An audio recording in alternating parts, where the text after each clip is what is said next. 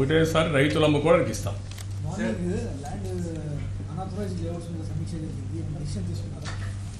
ఇంకా తీసుకోలేదు, అది రేపు క్యాబినెట్కి వస్తుంది, ఆలోచిస్తాం. అది ఈ రోజు ఇవన్నీ మాట్లాడదండి, ఈ రోజు ఈ విషయం మాట్లాడండి. Don't dilute. ఏంటి అసెంబ్లీలో పెడతాం, చట్టబద్ధ కూడా ఇస్తాం.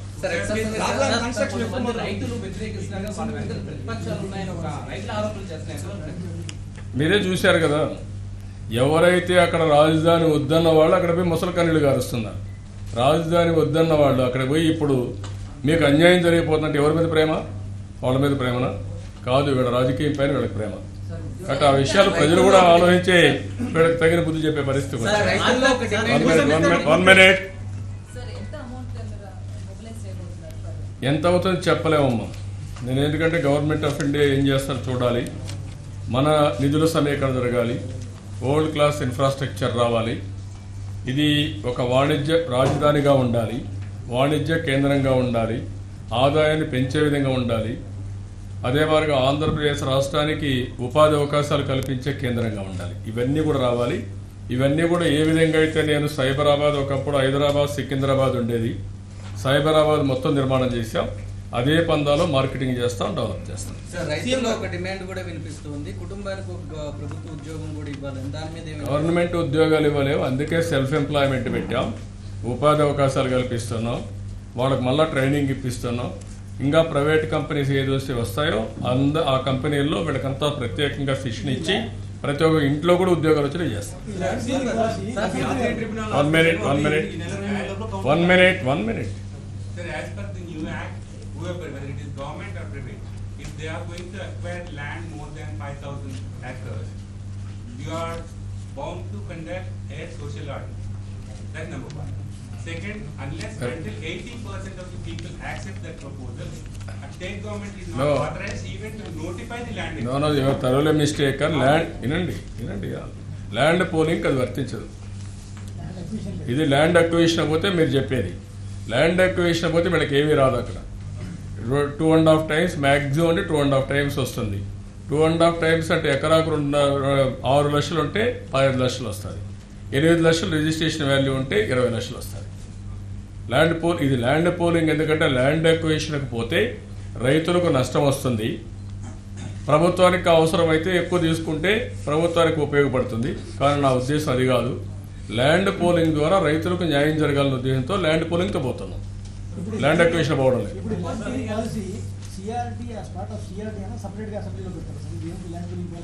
సిఆర్డిఎల్ని పెడతాం. ఎస్, ఆర్డినెన్స్ కాదు, అసెంబ్లీకే తీసుకొస్తాం. 1 minute.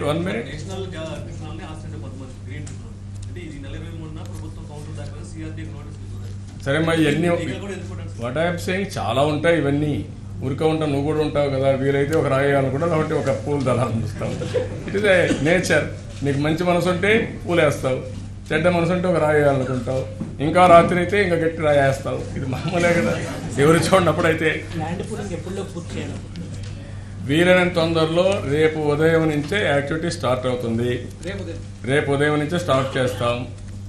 రైతులందరినీ రిక్వెస్ట్ చేస్తున్నాం, ఇంతవరకు స్వచ్ఛందంగా ఎట్లయితే ముందుకు వచ్చారో ఇప్పుడు కూడా స్వచ్ఛందంగా ముందుకొచ్చి విల్లింగ్నెస్ ఇమ్మని చెప్పి కోరుతున్నాం. దానికి ఒక డాక్యుమెంట్ పంపిస్తాం.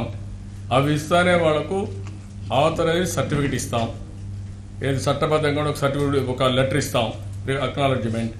అది అవుతానే మొత్తం ల్యాండ్ పోలింగ్ కింద తీసుకున్నాక చట్టబద్ధంగా అసెంబ్లీ కూడా చట్టం పెట్టి వాళ్ళకు ఒక డాక్యుమెంట్ అందజేస్తాం.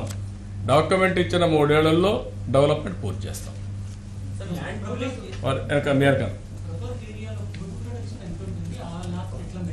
ఏది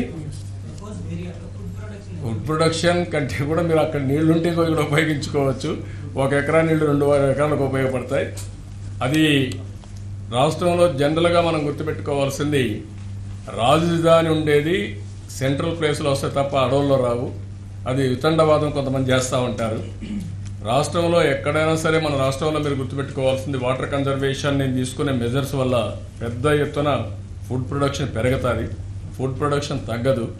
కరువు వచ్చినా రాష్ట్రాన్ని కరువు రహితంగా తయారు చేయాలనుకుంటున్నాను, డ్రౌట్ ప్రూఫింగ్గా తయారు చేయాలనుకుంటున్నాం. 5 ఏళ్ళు అది కూడా తయారు చేస్తాం. ఓన్లీ క్యాపిటల్ కే కన్ఫైన్ చేస్తారా, మిగతా ప్లేసెస్ లో కూడా అవసరమైతే రైతులకు లాభం జరిగే విధంగా నేను ఒకటి ఆలోచిస్తున్న, ఏ పని చేసినా రైతులకు న్యాయం జరగాలి. భూమి ఉండే రైతులు పట్టుకోవడం కరెక్ట్ కాదు. భవిష్యత్తులో ఎక్కడ ఉంటే అక్కడ కూడా వర్కౌట్ చేస్తాం. ఇక్కడ మాత్రం క్యాపిటల్ మొత్తం ఏరియా అంతా కూడా ఇప్పుడు కోర్ క్యాపిటల్ ఏరియా కాకుండా రాబోయే క్యాపిటల్ ఎక్కడెక్కడ వస్తుందో ఎంత చూసుకొని ఆ ఏరియాలో కూడా ఇదే policy for you, not for others.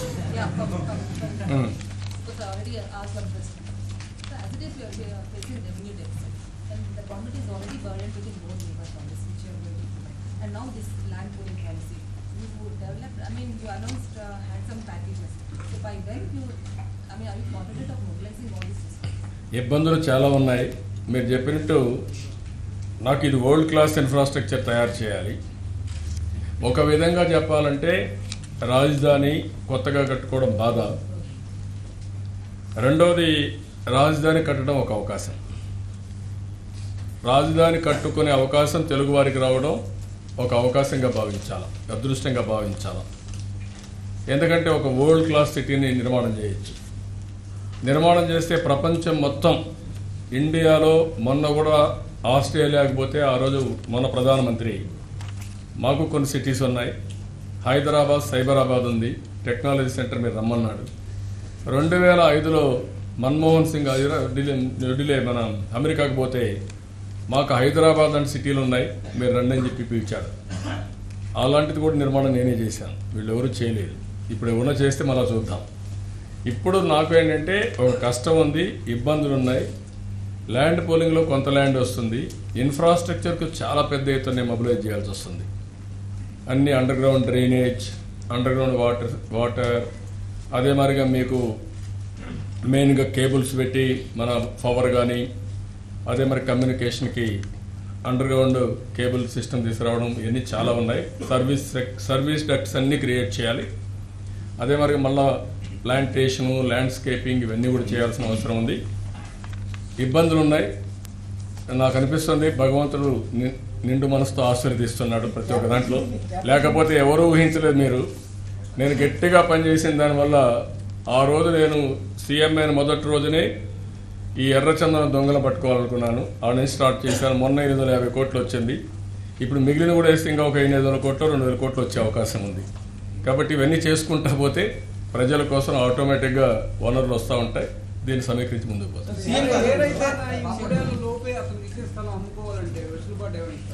అది కూడా ఇస్తాం, అమ్ముకోవచ్చు. ఆయన ఇష్టం. అతనికి ఇచ్చిన సర్టిఫికేట్ ఆయన ఎప్పుడైనా అమ్ముకోవచ్చు. 3 ఏళ్ళు వెయిట్ చేయాల్సిన పని లేదు. మేము ఇన్ఫ్రాస్ట్రక్చర్ చేసేది 3 ఏళ్ళలో పూర్తి చేస్తాం. మధ్యలో ఎప్పుడైనా అమ్ముకోవచ్చు, వాళ్ళ ఇష్టం. అందుకని ఇది చేసాం.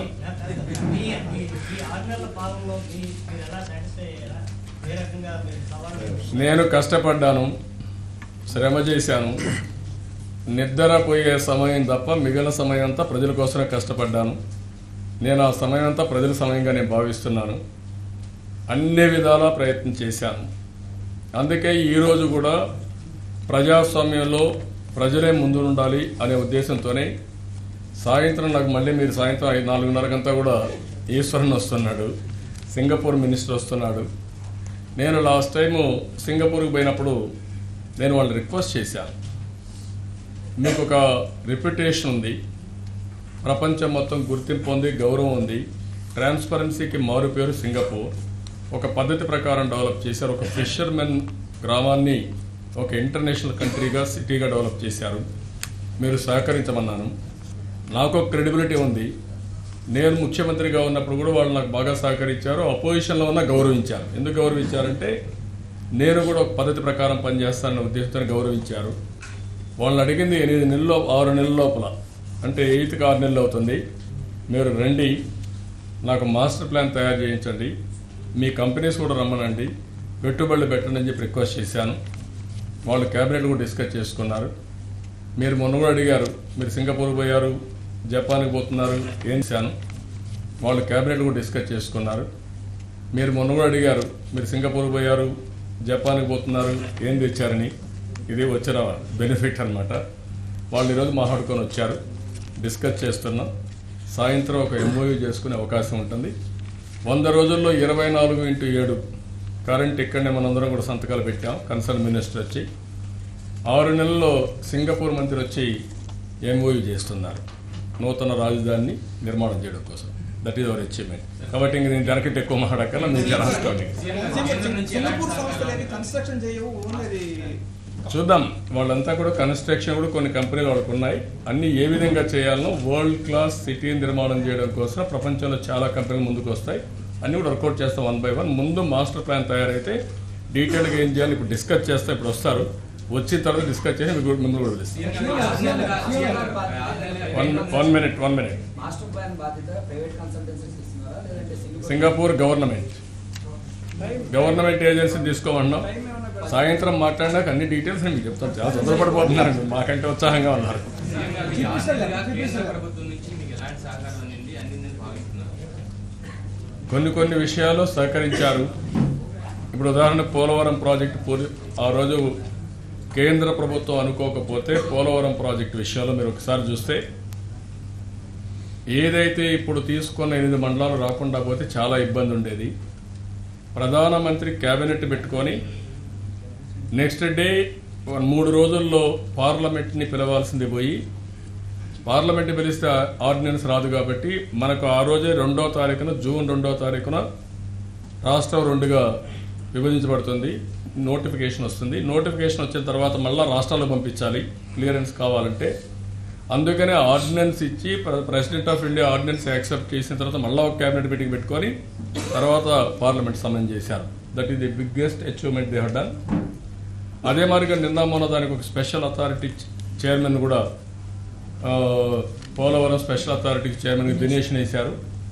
ఆ ప్రోగ్రెస్ అది ఉంది. నేను వాళ్ళని రిక్వెస్ట్ చేసిన 4 ఏళ్లలో పోలవరం పూర్తి చేయాలనుకుంటున్నాం. మిగిలినవి కూడా చిన్న పనులు కొన్ని వాళ్ళు బడ్జెట్లో పెట్టారు. ఇన్స్టిట్యూషన్స్ అన్ని పెట్టారు. ల్యాండ్ ఇమ్మన్నారు, మనం ల్యాండ్ కూడా హ్యాండ్ ఓవర్ చేశాం. గవర్నమెంట్ ఆఫ్ ఇండియా కూడా వర్కౌట్ చేస్తున్నారు. ఇంకా మేజర్ పాలసీస్ కొన్ని ఉన్నాయి. నిన్న కూడా ప్రధానమంత్రి గారిని కలిసి రిక్వెస్ట్ చేశాను. ఫైనాన్స్ మినిస్టర్ని రిక్వెస్ట్ చేశాను.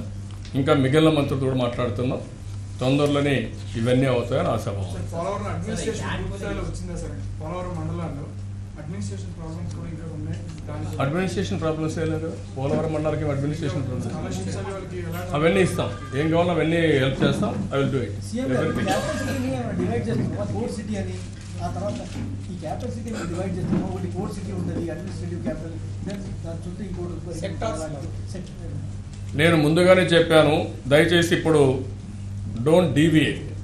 నేను మిమ్మల్ని ఎందుకు అడుగుతున్నానంటే 6 నెలలు కాబట్టి ఒక 2 నిమిషాలు చెప్పాను, కానీ మళ్ళీ డీవియేట్ కావద్దని మీరు ఎక్కడికి వెళ్ళిపోతూ ఉంటారు నాకు తెలుసు. కాబట్టి మీకు కూడా కొంత కంట్రోల్ అవసరం మీకు కూడా. అందుకని క్యాపిటల్ సిటీలో 3 భాగాలుగా తీసుకున్నాం. ఒకటి ఇన్నర్ రింగ్. ఇన్నర్ రింగ్లో 75 కిలోమీటర్లు, 75 square kilometres radius. Middle ring 125 square kilometres. Outer ring 200 square kilometres. Outer ring ఏదైతే ఉందో విజయవాడ, గుంటూరు కవర్ అవుతుంది. తెనాలి ఇవన్నీ కవర్ అవుతాయి, పక్కన బార్డర్లోకి వచ్చేస్తాయి. అందుకనే ఇప్పుడు తీసుకున్నది ఇన్నర్ రింగ్లో ఒక భాగం. ఈరోజు మనం తీసుకున్నది అది కూడా గుంటూరులో ఇన్నర్ రింగ్లో ఒక భాగం తీసుకున్నాం. రేపు విజయవాడలో కూడా వస్తుంది. కొంతమంది అడుగుతున్నారు విజయవాడలో తీసుకోలేదు, మాకు అన్యాయం జరుగుతుందని. కొంతమంది ముందుకు కూడా వచ్చారు. కొంతమంది ఫెరిఫెరల్ వచ్చి మా ఏరియాలో డెవలప్ చేయండి, మేము ఇస్తాం భూమిని కూడా అడుగుతున్నారు. కానీ ఇప్పుడు తీసుకున్నది మనం ఎన్ని చెప్పినా కూడా ఒక పద్ధతి ప్రకారం ఇది ఇక్కడ స్టార్ట్ చేయాలి. వాస్తు ప్రకారం కూడా బాగుంటుందనే ఉద్దేశంతో ఇక్కడి నుంచి స్టార్ట్ చేస్తాం. రఫ్గా 30,000 ఎకరాలు రఫ్గా ఉండొచ్చు. అదంతా కూడా వర్కౌట్ చేస్తారు రేపటి నుంచి. అదే మరి అక్కడ పోయే కొందికి ఒక 28, 27 గ్రామాలు, 29 రఫ్గా అరౌండ్ బౌండరీస్ అని చూసుకుంటే 29 పార్షియల్గా 1-2 గ్రామాలు మొత్తం కలిసి 29. అక్కడి నుంచే ప్రారంభిస్తాం. ఇంతవరకు చెప్పింది ఇక్కడి నుంచే ప్రారంభిస్తాం. ఇంకా అక్కడి నుంచి కొత్తగా ప్రారంభించలేం కదా. అదేమా వాళ్ళు ఎవరు ముందుకు వస్తే వాళ్ళు గుర్తుపెట్టుకుంటాం. ఎవరు చాలామంది స్వచ్ఛందంగా పోటీపడి వచ్చి వాళ్ళ యొక్క సహకారాన్ని ఎక్స్ప్రెస్ చేశారు. నేను ఇప్పుడు అనౌన్స్ చేస్తా ఉంటే అక్కడ గుంటూరులో ఉండే రైతులంతా కూడా తుళ్ళూరులో ఉండే రైతులు భూ సేకరణలో ఇచ్చే ల్యాండ్ పూలింగ్ ఇచ్చే రైతులను చూస్తూ ఉంటారని నాకు నమ్మకం ఉంది. ఒకవేళ గారు బిగినింగ్లో ప్రారంభం కాకపోయినా నేను మాట్లాడుతున్నానంటే ఎంతో ఉత్సాహంగా చూస్తూ ఉంటారు. వాళ్ళందరికీ విజ్ఞప్తి చేస్తున్నా, నేను మీకోసం ఉన్నా, మీకోసం ఇవన్నీ పనిచేస్తున్నా. అప్పుడే కంగ్రాచులేషన్ చెప్తూ ఎస్ఎంఎస్లు వస్తున్నాయి, ఫాస్ట్గా తయారైపోయింది. కాబట్టి ఐఎమ్ వెరీ హ్యాపీ. నేను మళ్ళీ వాళ్ళకి విజ్ఞప్తి చేస్తున్నా, మీరే స్వచ్ఛందంగా ముందుకు రండి, ఇవన్నీ చేయండి. నేను ఒక డేటాబేస్ కూడా ఈ రోజుటికి అక్కడ నివాసం ఉండే ప్రతి ఒక్కరి డేటాబేస్ కూడా తయారు చేసుకుంటున్నా, సర్వేలు కూడా చేపిస్తా. ప్రతి ఒక్కరిని అన్ని విధాలా పైకి తీసుకొచ్చే బాధ్యత నేను తీసుకుంటున్నాను. తొందరలో ఎన్ని అయిపోతే ఇప్పుడు ఒక స్టెప్ అయ్యింది, నువ్వు పరిగెత్తం అంటే కొంచెం 1 by 1 మనం ముందుకు పోతాం. ఏమండి ఇంకా లేదు నిన్న కలిశారు, మొన్న కూడా మాట్లాడాల్సింది. వాళ్ళ మనోభావాలు చెప్పారు, శ్రావణ్ కుమార్ గారు అన్ని బ్రీఫ్ చేశారు. నేను వాళ్ళ మనోభావాలు పూర్తిగా దృష్టిలో పెట్టుకొని నిర్ణయం చేశాను. మామూలుగా అయితే ఏది 800 ఇచ్చాం కదా, నువ్వు ఎక్కడున్నావు? రామాయణం మొత్తం విని రాముడు సీతకేం కావాలన్నాడు, ఇచ్చాం. అది కూడా 30,000 ఇచ్చాం కదా వాళ్ళకు, 30,000 50,000 వాళ్ళకు కూడా ఇచ్చాం. సీఎం గారు 29 గ్రామాల్లో 22,400 మంది రైతులు ఉన్నారు కదా, భూ సమీకరణలో ఎంతమంది అంగీకరించారండి?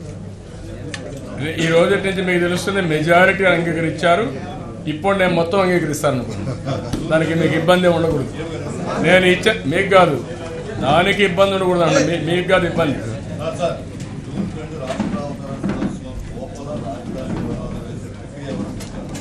తప్పకుండా ఈ రోజు నుంచే రాజధాని ప్రారంభం. ఏదైతే ల్యాండ్ పోలింగ్ అయిన తర్వాత మాస్టర్ ప్లాన్ తయారవుతుంది, అన్నీ కూడా ఇప్పటి నుంచే స్టార్ట్ అవుతాయి. అక్కడి నుంచి వాళ్ళందరితో మాట్లాడుకొని ముందుకు వెళ్ళిపోతాం. Thank you.